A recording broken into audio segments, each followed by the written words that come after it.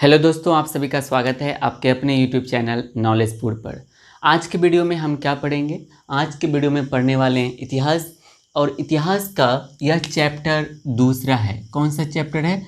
तो चैप्टर दूसरा है, और दूसरे चैप्टर का नाम क्या है? समाजवाद एवं साम्यवाद, और इसका यह पार्ट छठा है ना। इनसे पहले 5 पार्ट अपलोड हो चुका है, यानी 5 पार्ट हमारा क्लियर है। अगर आपने उस वीडियो लेक्चर को नहीं देखा है तो आप हमारे चैनल के प्लेलिस्ट में जाइए, वहाँ पे लिखा होगा क्लास 10th हिस्ट्री, और उसके अंदर जाइए, आपको मिल जाएगा। वहाँ पर आपको चैप्टर 1 अध्याय 1 यूरोप में राष्ट्रवाद का जो विकास था उनके सभी लेक्चर मिल जाएंगे। इनके साथ साथ आपको इस अध्याय का भी वहाँ पे आपको लेक्चर मिल जाएगा। मेरा आपसे बस इतना ही अनुरोध है कि आप इस वीडियो को बस बारीकी से विथ कंसंट्रेशन आप शुरू से लेके अंत तक देखिएगा। मैं गारंटी लेता हूँ आपको 100% समझ में आ जाएगा। बस आपको इस वीडियो को शुरू से लेके अंत तक समझना है।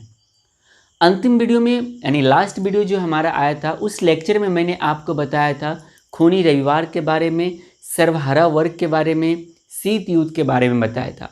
और आज के वीडियो में हम चर्चा करेंगे लेनिन ने जो नई आर्थिक नीति लाया था उनके बारे में, क्योंकि इनसे भी बहुत बार प्रश्न पूछा गया है प्रीवियस ईयर में, और में भी आपके बोर्ड एग्ज़ाम 2022 का जो बोर्ड एग्ज़ाम होगा उसमें भी आपसे पूछा जा सकता है। बस आप कंसंट्रेशन के साथ पूरा वीडियो देखिएगा, 100% आपको समझ में आएगा। ठीक है, तो देखिए, तो नई आर्थिक नीति, इनको शॉर्ट में क्या कहा जाता है? नैप कहा जाता है, नैप।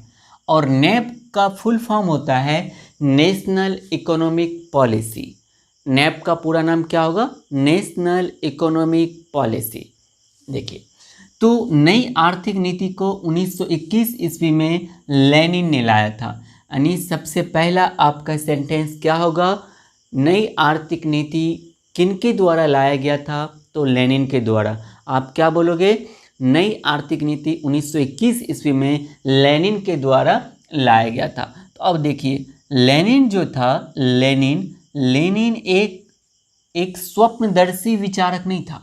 स्वप्नदर्शी का मतलब वह सिर्फ किसी भी बातों को सिर्फ अपने इमेजिनेशन में नहीं रखता था, यानी वह सिर्फ सपने में किसी भी बात को या किसी भी टॉपिक को या किसी भी समस्या को नहीं रखता था। इमेजिनेशन वह ज़्यादा नहीं करता था। कौन? लेनिन। तो वही लिखा यहाँ पर, लेनिन एक स्वप्नदर्शी विचारक नहीं बल्कि वह एक कुशल सामाजिक चिंतक, यानी बहुत ही ज़्यादा कुशल वह सामाजिक चिंतक था। समाज के बारे में, समाज की भलाई के बारे में, अच्छाई के बारे में हमेशा चिंतन मनन करता था। और सामाजिक चिंतक था, और क्या था? वो व्यवहारिक राजनीतिक था, मतलब किसी भी चीज़ को वह लोगों के सामने लाया करता था। यानी अगर उसके दिमाग में कुछ भी आइडिया आता था, उन्हें लगता था कि यह चीज़ होना चाहिए, तो 100% वह उसको लागू या फिर उस चीज़ का इम्प्लीमेंट करते थे। कौन? लेनिन। तो तत्काल सामाजिक व्यवस्था लागू करना, तत्काल सामाजिक व्यवस्था लागू करना, सामाजिक नहीं, यहाँ पर हम क्या बोल सकते हैं? वह साम्यवादी लागू करना चाहता था। तो हम क्या बोलेंगे? सामाजिक नहीं, तत्काल साम्यवादी व्यवस्था, तत्काल साम्यवादी व्यवस्था लागू करना, या एक साथ पूरी पूंजीवादी दुनिया से टकराना, यह लेनिन के लिए संभव नहीं था। क्योंकि मैंने आपको बताया था कि पूरा विश्व जो है आपको कब 1905 के बाद, जब बोल्शेविक क्रांति या रूसी क्रांति हुई, उनके बाद 1925 से पहले इस बीच में जो है, और आप 1980 के बाद अगर आप देखिए, नहीं, इनके बाद भी आप देखिएगा तो प्रॉपर इस वाले रेशियो में, यानी 1905 से लेके 1925 के बीच में पूरा विश्व 2 खेमों में बट गया था। इनके बाद वह खेमा भी चला भी। तो वहाँ पर उस समय क्या था? एक था पूंजीवादी, और यह चाहते थे एक साम्यवादी शासन। कौन? तो लेनिन। तो अब लेनिन के लिए यह लागू कर देना साम्यवादी शासन व्यवस्था, यह इनके लिए मुश्किल था। और एक साथ यानी तत्काल तुरंत लागू कर देना और एक साथ पूंजीवादी दुनिया से, यानी बहुत सारे देश ऐसे भी थे जो यह चाह रहे थे कि पूंजीवादी व्यवस्था जो चल रही है यही चलना चाहिए। तो लेनिन के लिए आसान नहीं था कि तत्काल साम्यवादी शासन लागू कर दे और या फिर एक साथ पूरी पूंजीवादी दुनिया से ही या उनके सामने एक रुकावट बनकर आ जाए या उनके सामने एक नया प्रपोजल दे दे, ऐसा लेनिन के लिए संभव नहीं था। ठीक है, अब देखिए कुछ मुख्य बातें हैं नई आर्थिक नीति की, प्रमुख बातें यानी कुछ मुख्य बातें हैं जो इन्होंने ये जो न्यू नेशनल इकोनॉमिक पॉलिसी जो लाए थे, इनमें इन्होंने कुछ मुख्य बिंदु इनके हैं जिनके बारे में हमें जानकारी होनी चाहिए। तो पहला इन्होंने नई आर्थिक नीति में क्या ऐड किया था कि किसानों से अनाज लेने के स्थान पर एक निश्चित कर लगाया गया। मतलब आपको हम बताए थे पिछले वीडियो में कि इस चीज़ से, शोषण से ग्रसित सिर्फ हमारा भारत नहीं था, उस समय लगभग विश्व का सभी देश था। मतलब विश्व का वैसा देश जिनको किसी दूसरे देश ने उपनिवेश बना लिया था, उस देशों में सबसे ज़्यादा शोषण वहाँ के नागरिकों का हो रहा था। तो यहीं पर क्या हुआ कि नई आर्थिक नीति में मतलब थोड़ा सा बदलाव आए पूरे रूस में। इनके लिए लेनिन ने क्या किया था, किसानों से अनाज लेने के स्थान पर यानी लगान के रूप में जो ये अनाज ले रहे थे उनके स्थान पर इन्होंने एक निश्चित कर लगाया कि आप सिर्फ हमको इतनी बोरी दे दो या इतना रुपया दे दो, बस बचा हुआ अनाज किसान का था और वह इसका मनचाहा इस्तेमाल कर सकता था। यानी नई आर्थिक नीति के अंतर्गत लेनिन ने क्या बोला कि आप हमको निश्चित इतना कर दे दीजिए, इसके बाद जो आपके पास बचा हुआ अनाज है इसका आप अपने हिसाब से आप इसका यूज कीजिए। दूसरा इन्होंने इस सिद्धांत में क्या कहा, तो यह सिद्धांत कायम रखा गया, यानी नई आर्थिक नीति में भी कायम रखा गया। किसको कायम रखा गया कि जमीन जो है वह राज्य सरकार की ही रहेगी, यानी किसानों के पास जो जमीन है उसका मालिकाना हक एक्चुअल में यानी कागजात या फिर उनका मालिक कौन होगा, तो वह राज्य सरकार ही होगा, लेकिन व्यवहार में किसान की हो गई। व्यवहार का मतलब उस खेत पर किसान अपने मनपसंद से, अपने पसंद से अनाजों का उत्पादन कर सकता था, लेकिन वह खेत जो है मालिकाना हक वह उस जमीन पर किसका रहेगा, तो राज्य सरकार का रहेगा। इस चीज़ को ध्यान रखिएगा। ठीक है, तो तीसरा क्या है, इसमें 20 से कम कर्मचारी वाले उद्योगों को भी चलाने का अधिकार मिल गया। यानी इनसे पहले वहाँ पे कुछ व्यक्तियों के सहयोग से किसी भी उद्योग को चलाने का अधिकार नहीं दिया गया था। इनके लिए बहुत बड़ी प्रक्रिया थी, वहाँ के सरकारी अफसरों की सहमति जरूरी थी।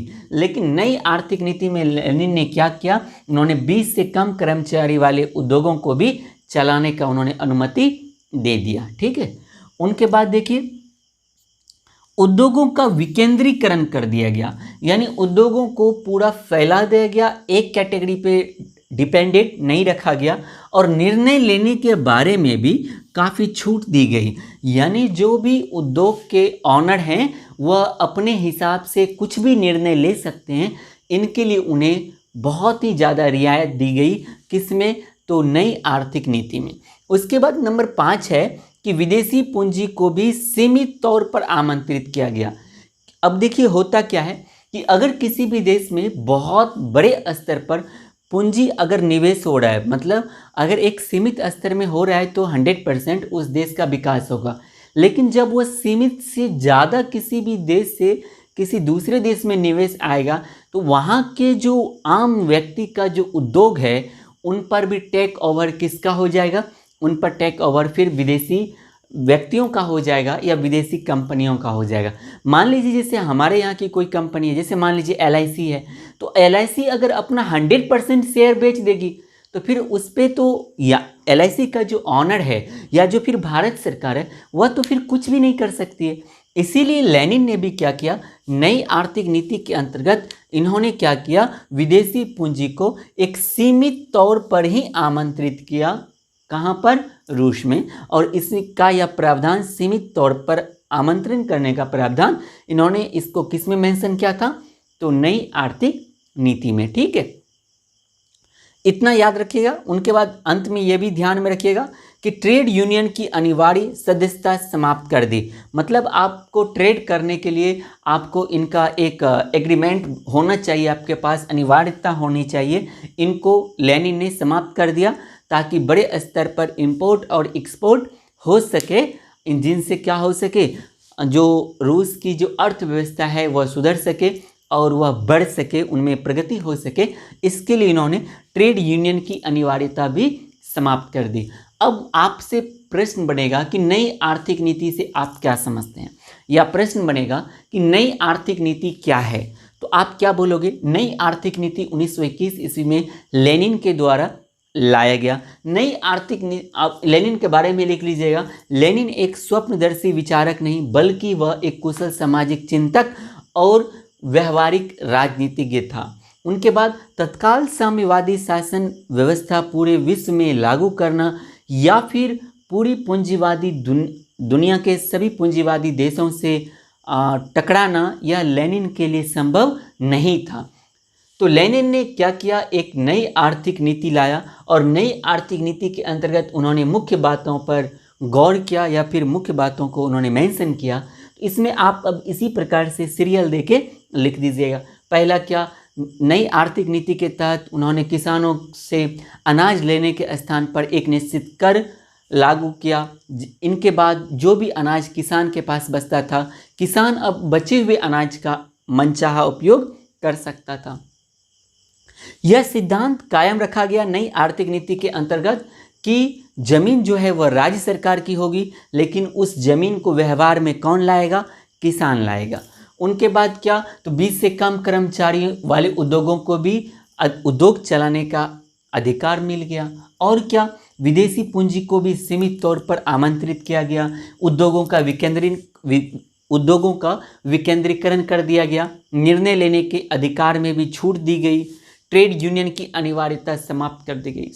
बस इतना ही आपको लिखना है। बताइए इसमें कहीं पर भी रटने वाला है, लेकिन अगर आप इसको रटोगे, 10 बार पढ़ोगे, तो हो सकता है आज आपको याद हो जाएगा, एक सप्ताह याद भी रहेगा, और हो सकता है अगर आपका माइंड बहुत ही ज़्यादा शार्प है तो आपको 1 महीने याद हो, लेकिन 1 महीने के बाद फिर आपके दिमाग में यह नहीं रहेगा। लेकिन अगर आप इस वीडियो को एक बार और देख लोगे ना, तो आप जीवन में कभी भी नहीं भूलोगे। नई आर्थिक नीति किसने लाया? लेनिन ने लाया। कब लाया? 1921 ईस्वी में लाया।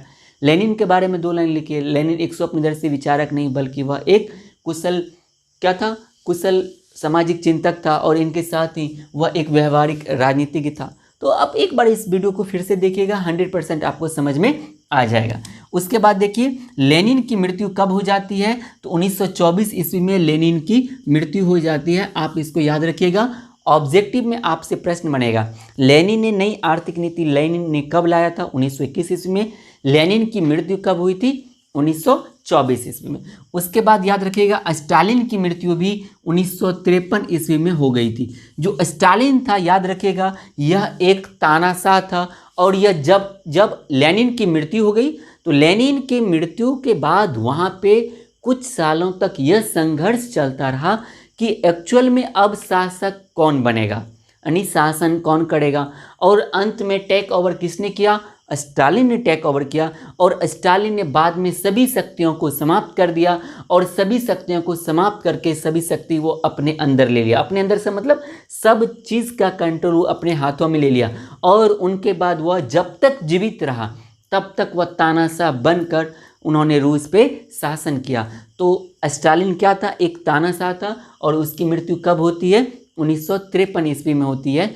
आप इस चीज़ को भी याद रखिएगा। प्रश्न आपसे ऑब्जेक्टिव में पूछा जा सकता है कि स्टालिन की मृत्यु कब हुई थी? तो 1953 में हुई थी। और याद रखिएगा सोवियत संघ का जो विघटन था, यानी सोवियत संघ जो टूट गया था, वो कब टूटा? 1991 ईस्वी में टूट के इनसे बहुत सारे, आप जो भी सेंट्रल स्टेट पढ़ते हैं, Kazakhstan, Kyrgyzstan, Tajikistan, Turkmenistan, Uzbekistan, ये सभी के सभी देश, और जो आप क्रीमिया, ये सब जो लगभग जो आसपास का देश है ना, ये सब के सब आपको रूस के यानी सोवियत संघ के अंतर्गत ही आते हैं। लेकिन 1991 में जब इसका विघटन हुआ तो सब टूट के अलग हो गया।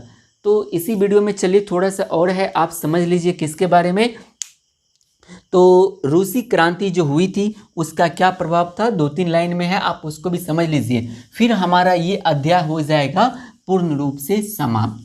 हम तब जाके यानी अगली क्लास जो हमारी आएगी वो हम देखेंगे कौन सा सब्जेक्ट होगा, फिर हम उस सब्जेक्ट को स्टार्ट करेंगे। ठीक है,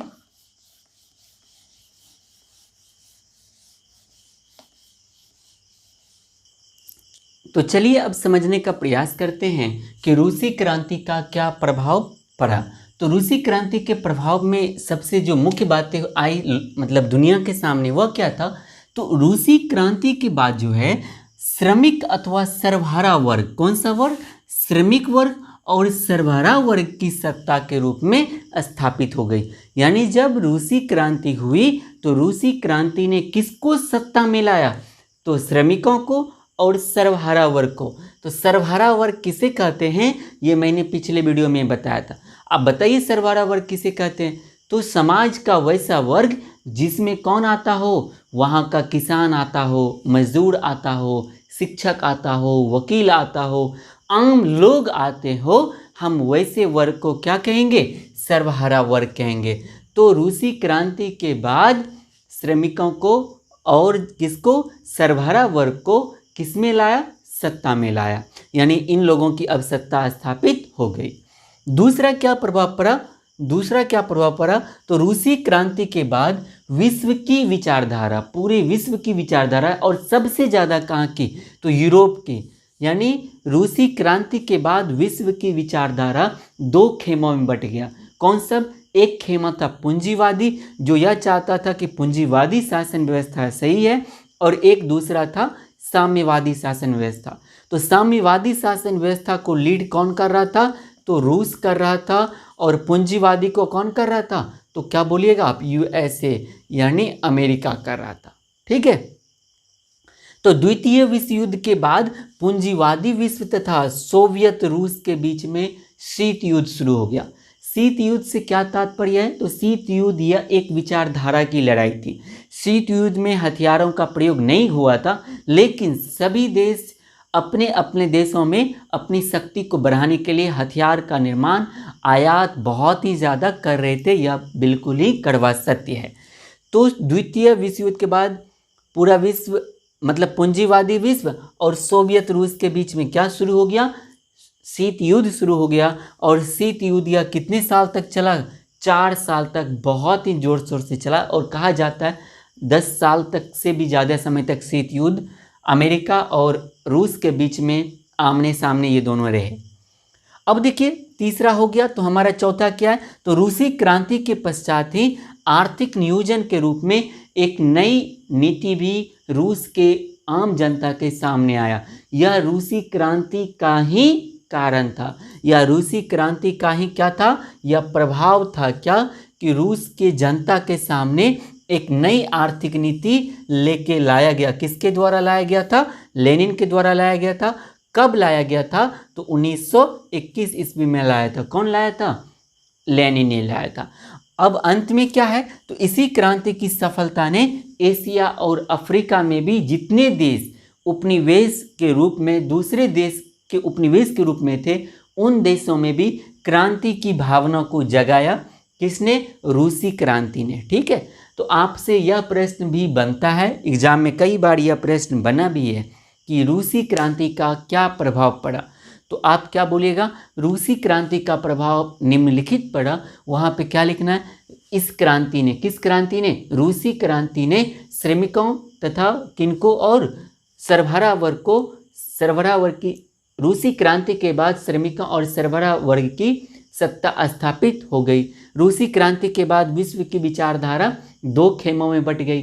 पहला खेमा पूंजीवादी और दूसरा साम्यवादी। पूंजीवादी का जो गुट था इसका नेतृत्व कौन कर रहा था, अमेरिका, और साम्यवादी शासन का कौन, तो रूस। द्वितीय विश्व युद्ध के बाद, अच्छा बताइए, बार बार द्वितीय विश्व युद्ध आ रहा है, तो द्वितीय विश्व युद्ध कब से कब तक लड़ा गया, 1 सितंबर 1939 से 2 सितंबर 1945 तक लड़ा गया। कौन, द्वितीय विश्व युद्ध। इन सब के बारे में अलग से एक वीडियो बनाऊंगा ईस्वी वाला, आपको बहुत मजा आएगा, बहुत ही ज़्यादा। ठीक है, तो द्वितीय विश्व युद्ध के बाद पूरा विश्व मतलब द्वितीय विश्व युद्ध के बाद पूंजीवादी विश्व और सोवियत रूस में क्या शुरू हो गया, शीत युद्ध शुरू हो गया। 4 साल तक यह चला। रूसी क्रांति के पश्चात ही आर्थिक नियोजन के रूप में नई आर्थिक नीति लाया गया लेनिन के द्वारा। कब लाया गया, 1921 ईस्वी में लाया गया। रूसी क्रांति के पश्चात ही एशिया और अफ्रीका में जो भी उपनिवेश थे यूरोपियन देशों के, उन सभी देशों में भी अब क्रांति की लहर दौड़ गई। बस इतना ही।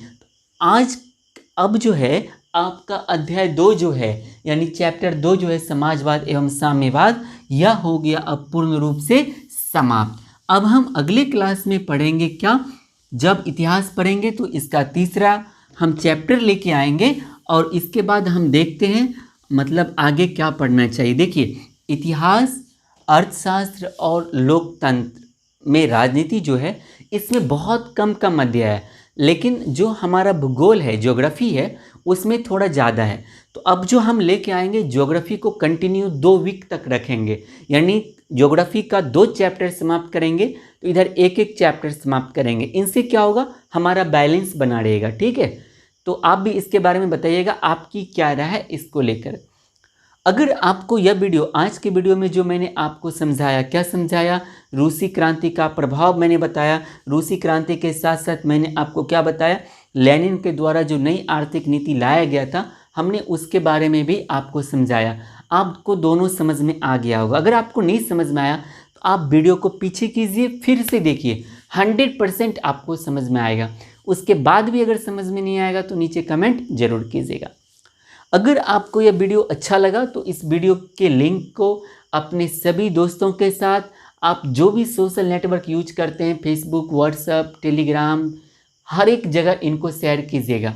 अगर आज मैंने बोर्ड पे जो भी लिखा या इनसे पहले जितने भी सब्जेक्ट की पढ़ाई हो रही है, अगर आप उन सभी सब्जेक्ट का PDF चाहते हैं तो आप टेलीग्राम चैनल ज्वाइन कीजिए। आपको टेलीग्राम चैनल ज्वाइन करने के लिए कुछ नहीं करना पड़ेगा। इस वीडियो का डिस्क्रिप्शन आप खोलिए, उसके नीचे जाइएगा तो टेलीग्राम लिंक दिया हुआ होगा, आप उस लिंक पर क्लिक कीजिए। लिंक पर क्लिक करने के साथ आप हमारे टेलीग्राम चैनल पर पहुंच जाएंगे। टेलीग्राम चैनल का भी क्या नाम है, तो नॉलेजपुर ही नाम है। आप सर्च भी कर सकते हैं, सर्च कीजिएगा। याद रखिएगा अपने चैनल के दोनों साइड में किताब का लोगो है, रेड कलर का किताब है, उसका लोगो है दोनों साइड में। ठीक है, आप इसको ज्वाइन कीजिए। मैं सभी सब्जेक्ट का अध्याय समाप्त होने के बाद PDF यहाँ पे दे देता हूँ। लेकिन अगर आप डिस्कशन करने के लिए ग्रुप ज्वाइन करना चाहते हैं तो आप इस व्हाट्सएप नंबर पे, मैंने व्हाट्सएप पे आप लोगों की डिमांड पर एक ग्रुप बना दिया है, वो भी नॉलेजपुर के नाम से ही। किस नंबर पे, तो 6208944162। आप इस नंबर पर आपको क्या करना है, अपना नाम और नाम के साथ साथ अपना सिटी, आप किस शहर से हैं यह लिखकर मैसेज कर दीजिएगा। मैं यहाँ पर फिर आपको उस ग्रुप में ऐड कर दूंगा। हमारे जो भी फैकल्टी हैं वो आपको ऐड कर देंगे। आपको फ़ायदा क्या होगा इस व्हाट्सएप ग्रुप को ज्वाइन करने से, आप यहाँ पर अपने किसी भी डाउट को आप यहाँ पर पूछ सकते हैं। अगर मान लीजिए आपको फिजिक्स में कोई डाउट है, बायो में डाउट है, किसी भी सब्जेक्ट में डाउट है, तो उस डाउट को आप पूछ सकते हैं। आपके डाउट को यहाँ पे क्लियर किया जाएगा। इनके साथ साथ आप यहाँ पर डिस्कशन कर सकते हैं। आपके जो भी सहपाठी अभी तक ज्वाइन किए हैं, इनके साथ में आप यहाँ पर डिस्कशन भी कर सकते हैं। आपके पास क्या जानकारी है, उनके पास क्या जानकारी है, और हो सकता है अगर आपको टेलीग्राम पे कभी कोई समस्या आ जाए तो मैं आपको यहाँ पर PDF भी दिया करूँगा। इसीलिए आप इस व्हाट्सएप पर ज़रूर मैसेज कीजिएगा और इस चैनल को आप ज्वाइन कर लीजिएगा। ठीक है, और आप निश्चिंत रहिए। अब हमारे साथ मैं देख रहा हूँ कुछ CBSE बोर्ड के बच्चे भी जुड़ रहे हैं, स्पेशली बिहार शरीफ नालंदा के क्षेत्र से बहुत सारे बच्चे जुड़े हैं। उनका मैं लगातार मैसेज देख रहा हूँ, तो आप लोगों का सभी का स्वागत है। आप सभी निश्चिंत रहिए, ये मेरा वादा है कि आपका समय से पहले समाप्त कर दूंगा। अगर आपका एग्ज़ाम मान लीजिए फरवरी मार्च के आसपास में 100% आप लोगों का भी होगा, या आपका एग्ज़ाम कब होता है आप नीचे कमेंट सेक्शन में एक बार ज़रूर लिखिएगा। आप हमको बता दीजिएगा आपका एग्ज़ाम कब होगा। आपके एग्ज़ाम से 2 महीने पहले मैं आपका SST का चारों सब्जेक्ट समाप्त कर दूंगा। आप अपने सब्जेक्ट के लिए एसएसटी के लिए निश्चिंत रहिए, 100% समय से 2 महीने पहले समाप्त भी होगा और मैं आपको रिवीजन भी करवाऊंगा। रिवीजन के साथ साथ मैं क्वेश्चन आंसर भी करवाऊंगा। प्रीवियस ईयर में जितना भी ऑब्जेक्टिव लॉन्ग शॉर्ट क्वेश्चन पूछा गया है मैं उसका भी रिवीजन आपको करवाऊंगा। आप निश्चिंत रहिए। आपके चैनल पर जितने भी वीडियो लेक्चर आते हैं उनको आप बारीकी से देखिए। आपको कोई भी समस्या हो, आप अपने समस्या को, अगर आपको समझ में नहीं आ रहा कुछ भी, तो आप कमेंट सेक्शन में भी डाउट कर सकते हैं और इस व्हाट्सएप नंबर पर उस ग्रुप को ज्वाइन करके आप मैसेज भी कर सकते हैं। तो लेकिन मेरी आप लोगों से रिक्वेस्ट है कि हम लोग बहुत ही करीब हैं अब किसके, ये चैनल जो है आपका भी परिवार है, ये आप लोगों के लिए ही, ये मेरा परिवार नहीं है, आप लोगों का, हम सभी का परिवार है। तो मैं चाहता हूँ आप लोग थोड़ा सा अपना सपोर्ट दिखाइए। आपको पता है भी ये 11:30 बजे वीडियो रिकॉर्ड कर रहा हूँ, किसके लिए? आपके लिए, ताकि आपका कल का शेड्यूल जो है वो बना रहे। क्योंकि बारिश कभी हो जाती है, लाइट नहीं रहता है, थोड़ी समस्याएं हैं, तो इसीलिए आपके लिए जितना हम लोग डेडिकेटेड हैं, आप थोड़ा सा सपोर्ट दिखाइए। जल्दी से अपने परिवार को जो है 20,000 सब्सक्राइबर वाला परिवार बनाइए। और मुझे पता है एक बार आप अगर कोशिश करोगे तो 100% हम लोग इसका आंकड़ा 1 सप्ताह के अंदर छू लेंगे। और मुझे पता है कि आप हमें, मतलब आप भी यह चाह रहे हो कि जल्दी से जल्दी हम लोग यहाँ पहुँचे। तो इनके लिए आप थोड़ा सा अपना सपोर्ट दिखाइए। वीडियो के लिंक को अपने सभी दोस्तों के साथ, आपके रिश्तेदार में, चाहे वो किसी भी क्षेत्र में रहते हो, उनको इन्फॉर्म कीजिए, उनको बोलिए चैनल को सब्सक्राइब करने के लिए, उनको भी बोलिए वीडियो के लिंक को शेयर करने के लिए। आप जो भी सोशल नेटवर्क यूज करते हैं वहाँ पर भी अपने दोस्तों के साथ टैग कर दिया कीजिए, ठीक है। तो आज के वीडियो में बस इतना ही, हम मिलेंगे अगले वीडियो में, तब तक के लिए जय हिंद, जय भारत।